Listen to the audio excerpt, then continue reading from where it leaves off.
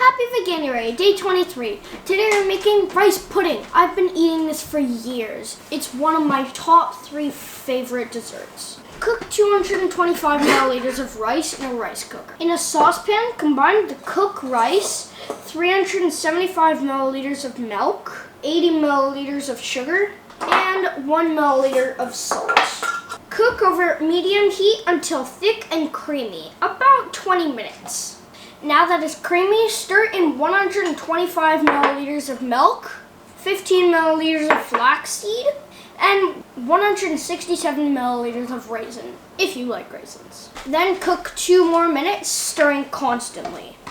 Remove from the heat and stir in 15 milliliters of vegan butter, and finally 2 milliliters of vanilla. I've never actually made rice pudding, so this is my first time.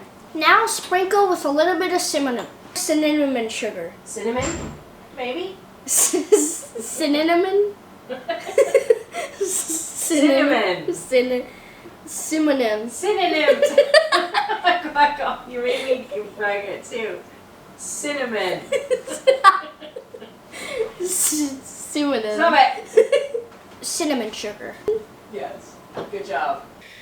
Alright, let's try it.